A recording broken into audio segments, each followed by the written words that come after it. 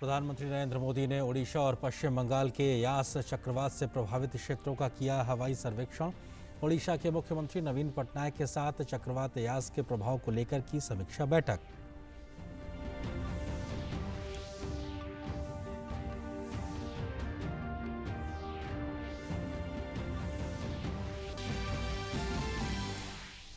देश में कोविड संक्रमित लोगों की संख्या में लगातार कमी। पिछले 24 घंटों में 1,86,000 नए मामले आए सामने। 44 दिन बाद सबसे कम नए मामले आए सामने। 2,59,000 लोग बीते 24 घंटे में हुए स्वस्थ। केंद्रीय मंत्री प्रकाश जावड़ेकर ने राहुल गांधी पर साधा निशाना। कहा, वैक्सीन पर दुष्प्रचार कर रही है कांग्रेस। टूल किट को बताया कांग्रेस निर्मित। दिसंबर तक 108 करोड़ लोगों को वैक्सीन लगाने की जताई उम्मीद।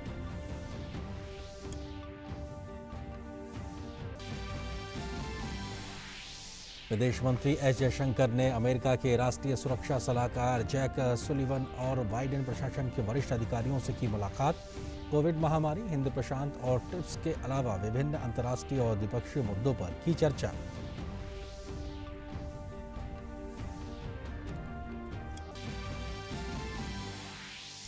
भारत ने कोविड संक्रमण के स्रोत का पता लगाने के लिए वैश्विक अध्ययन शुरू करने के विश्व स्वास्थ्य संगठन के फैसले का किया स्वागत। विदेश मंत्रालय ने कहा, विश्व स्वास्थ्य संगठन की रिपोर्ट और इस मुद्दे पर अध्ययन के निष्कर्षों पर सबकी स्वीकृति और सहयोग जरूरी।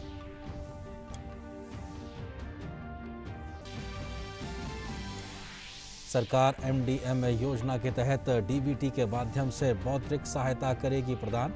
योजना से लगभग 11.8 करोड़ छात्र होंगे लाभान्वित।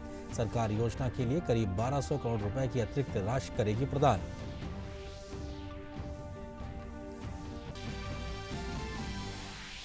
भारत को कोरोना महामारी से बचाव के लिए विदेशी सहायता है जारी। इस कड़ी में अब तक 18,016 oxygen concentrators, 19,085 oxygen cylinder, 19 oxygen उत्पादन संयंत्र, 15,206 वेंटिलेटर समेत अन्य जरूरी दवाइयां हुई हैं प्राप्त।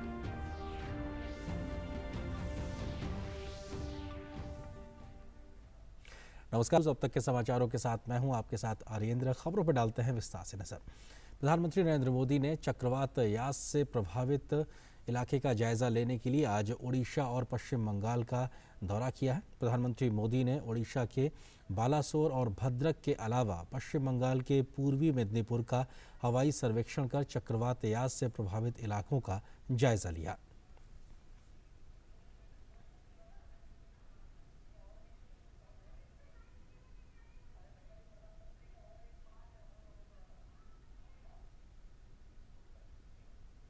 प्रधानमंत्री मोदी ने ओडिशा के भुवनेश्वर में मुख्यमंत्री नवीन पटनायक के साथ चक्रवात यास के प्रभाव को लेकर समीक्षा बैठक भी की।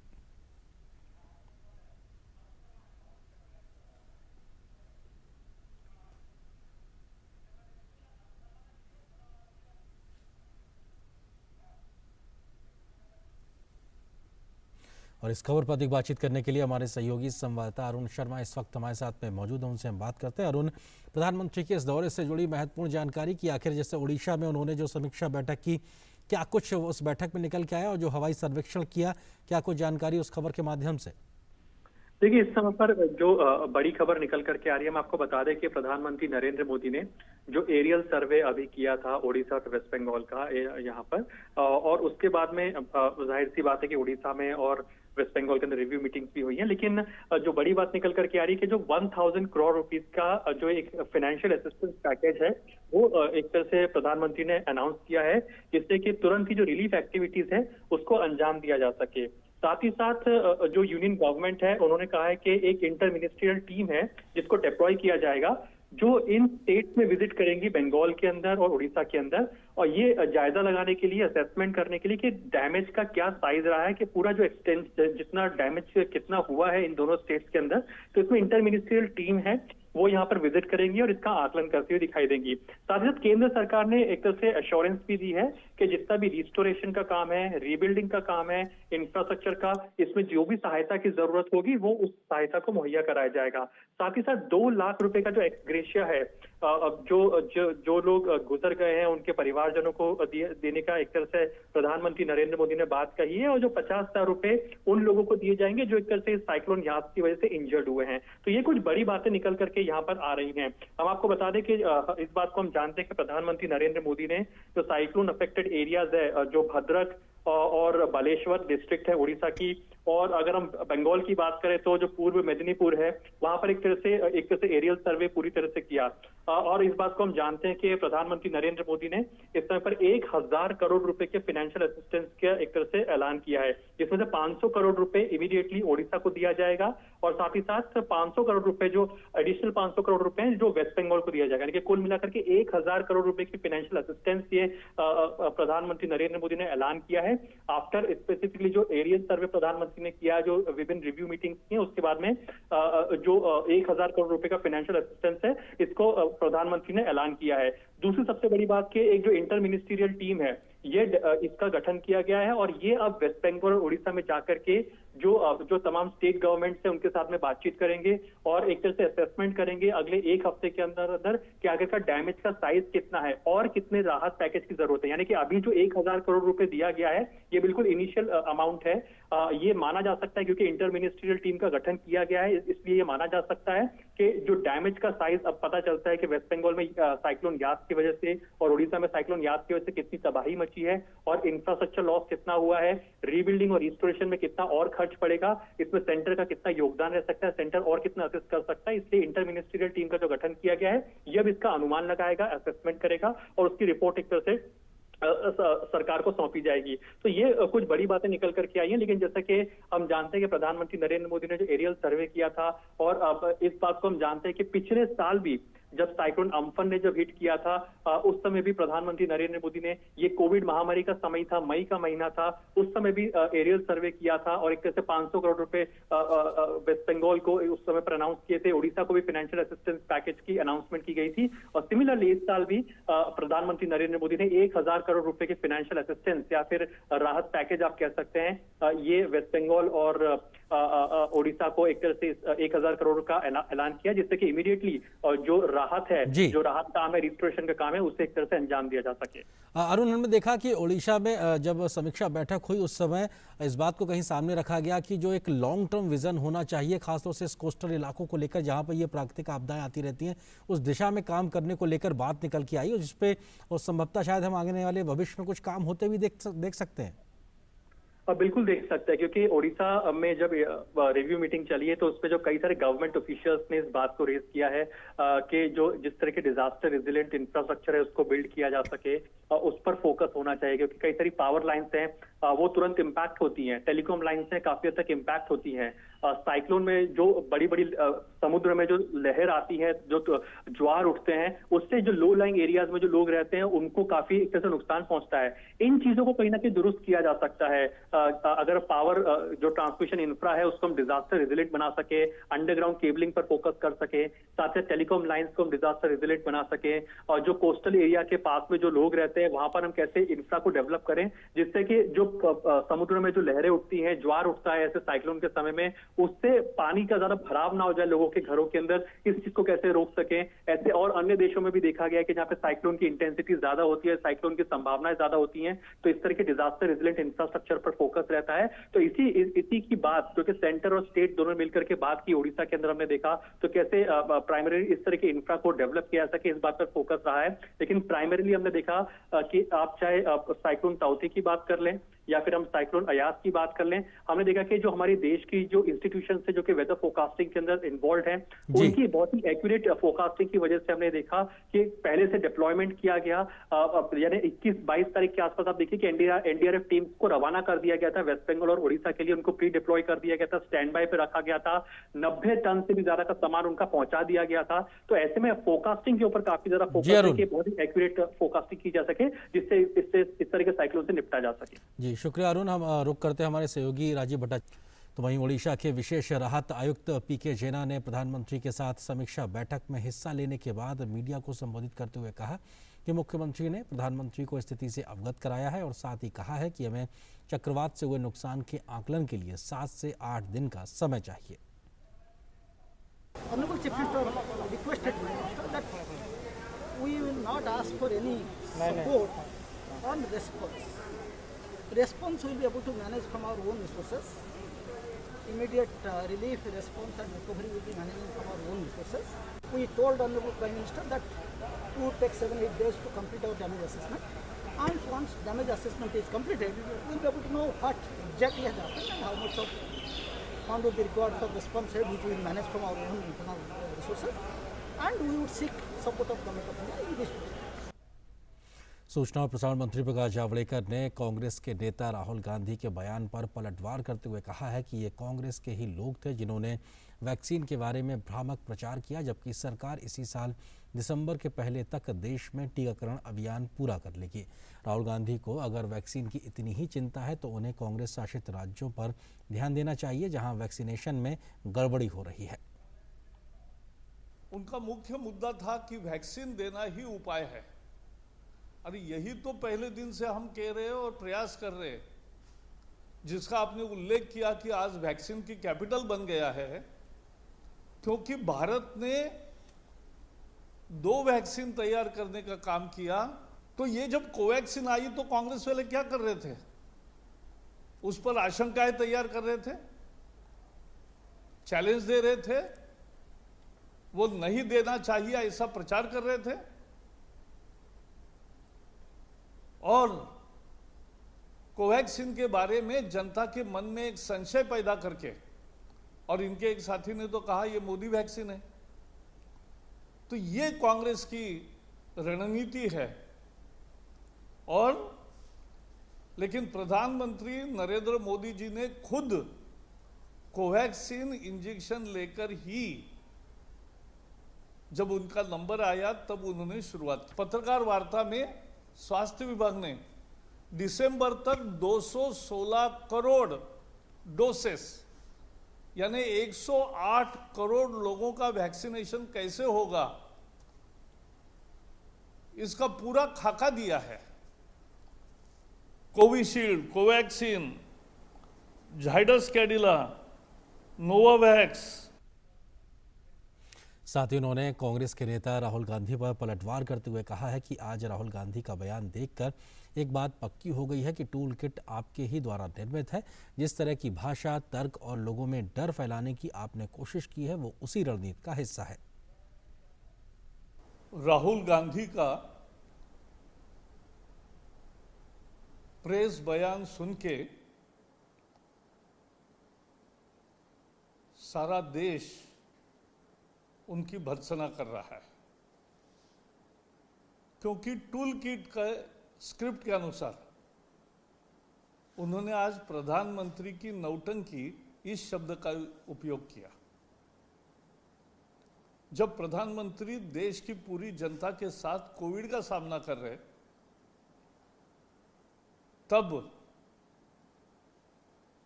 ये नौटंकी शब्द का उपयोग करते ऐसे प्रयासों का, ये देश का और जनता का अपमान है। एक बताना चाहूंगा, हम उनकी नौटंकी ऐसा शब्द नहीं यूज करेंगे क्योंकि उनकी नौटंकी जनता ने कब की बंद कर दी है। मिड डे मील योजना के तहत सभी पात्र बच्चों को प्रत्यक्ष लाभ हस्तांतरण यानी डीबीटी के जरिए वित्तीय सहायता दी जाएगी। इस योजना को केंद्रीय शिक्षा मंत्री रमेश पोखरियाल निशंक ने मंजूरी दे दी है। यह केंद्र सरकार की प्रधानमंत्री गरीब कल्याण अन्न के तहत करीब 80 करोड़ लाभार्थियों को प्रति व्यक्ति प्रति माह 5 किलोग्राम की दर से निःशुल्क खाद्यान्न वितरण की घोषणा के अलावा है। यह निर्णय बच्चों के पोषण स्तर को सुरक्षित रखने में मदद करेगा और इस चुनौतीपूर्ण महामारी के समय में उनकी प्रतिरक्षा को बनाए रखने में मदद करेगा। केंद्र सरकार इस उद्देश्य के लिए राज्य सरकारों और केंद्र शासित प्रदेशों के प्रशासन को लगभग 1200 करोड़ रुपए की अतिरिक्त धनराशि प्रदान करेगी। केंद्र सरकार के इस एक बार के विशेष कल्याणकारी उपाय से देश भर के 11.20 लाख सरकारी और सरकारी सहायता प्राप्त स्कूलों में पहली से 8वीं कक्षा में पढ़ने वाले करीब 11.8 करोड़ बच्चे लाभान्वित होंगे। एनसीसी कैडेट्स को और भी ज़्यादा बेहतर ट्रेनिंग मिल सके, इसके लिए रक्षा सचिव डॉक्टर अजय कुमार ने एनसीसी ट्रेनिंग ऐप के नए रूप को जारी किया है। एनसीसी ट्रेनिंग ऐप वर्जन 2.0 में इस बार हिंदी और अंग्रेजी दोनों भाषाओं में कैडेट्स जानकारी प्राप्त कर सकते हैं। कैडेट्स को और ज़्यादा समझाने के लिए इसमें वीडियो की संख्या को भी बढ़ाकर 225 कर दिया गया है। हमारे संवाददाता गिरीश निशाना ने खास बातचीत की रक्षा सचिव डॉक्टर अजय कुमार से। उन्होंने बताया कि एनसीसी में कैडेट्स को इसरो के साथ जुड़कर जीआईएस ट्रेनिंग देने की योजना भी बनाई जा रही है। उन्होंने कहा कि कोरोना काल में एनसीसी कैडेट्स भी लोगों की मदद के लिए आगे आए हैं।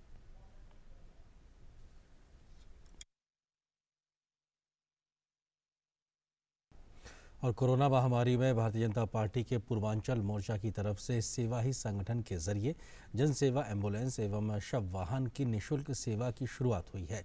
ये सेवा तय निर्धारित तारीख को दिल्ली के हर जिले से होकर गुजरेगी। इस सेवा के लिए पूर्वांचल मोर्चा के अध्यक्ष कौशल मिश्रा ने अपना मोबाइल नंबर जन सेवा एम्बुलेंस एवं शव वाहन के लिए सोशल मीडिया पर सर्कुलेट किया है। दिल्ली भाजपा के प्रदेश अध्यक्ष आदेश गुप्ता ने निःशुल्क जनसेवा एम्बुलेंस एवं शव वाहन को प्रदेश कार्यालय से हरी झंडी दिखाई है।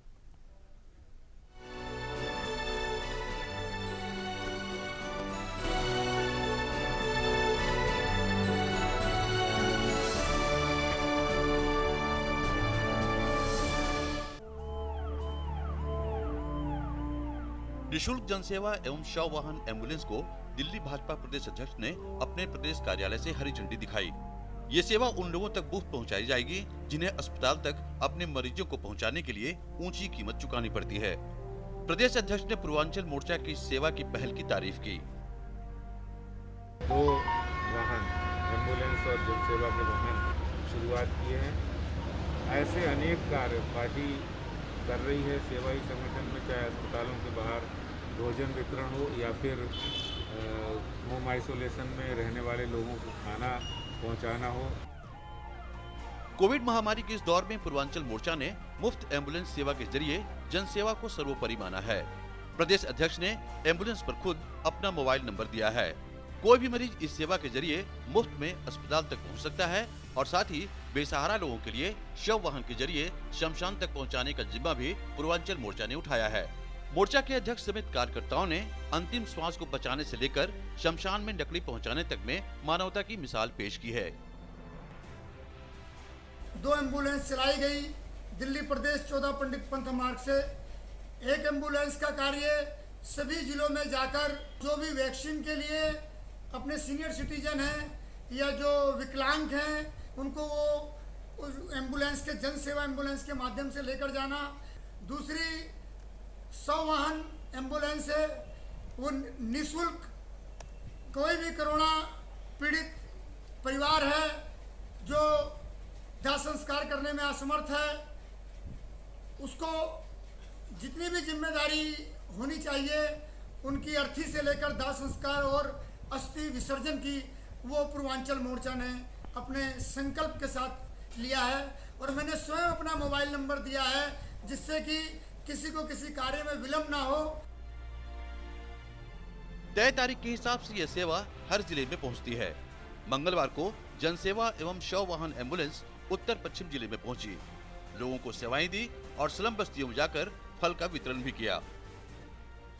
पूर्वांचल मोर्चा प्रदेश अध्यक्ष हमारे माननीय कौशल मिश्रा जी ने जो 2 एम्बुलेंस चलाया था, आज वो एम्बुलेंस हमारे ज़िले में हमारे यहाँ निवास स्थान पे आज वो आए और हमने यहाँ पे आकर के आसपास के लोगों को सैनिटाइज़र, मास्क, फल वगैरह वितरण किया।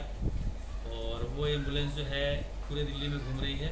एक एम्बुलेंस जो जनसेवा कर रही है उस अंतर्गत आज हमारे ज़िले में आई। तो दूसरा एम्बुलेंस इन्होंने 100 के लिए रखा है जो लवारिस हो या जिनको कोई व्यवस्था नहीं हो, और निःशुल्क है। हमारे अध्यक्ष जी ने ये काम किया है, ये बहुत ही सराहनीय था। कठिन दौर में जब महामारी में अपनों ने अपनों का साथ छोड़ दिया, अस्पताल पहुंचाने से लेकर अंतिम यात्रा तक में अपनों ने मुंह फेर लिया। भाजपा पूर्वांचल मोर्चा ने उस भारतीय परंपरा और संस्कृति को जीवंत किया है जिसमें जनसेवा को सच्ची सेवा का सार बताया गया है। धीरज कुमार की report, DD news.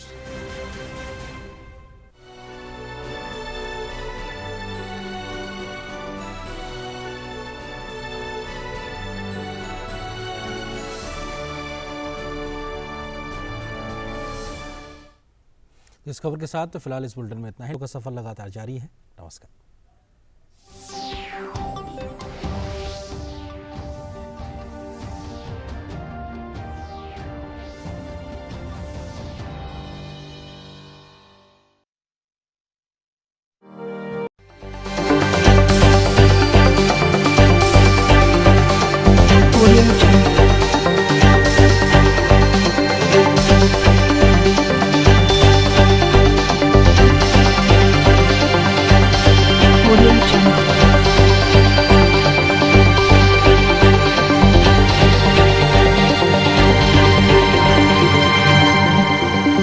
Audio Jungle.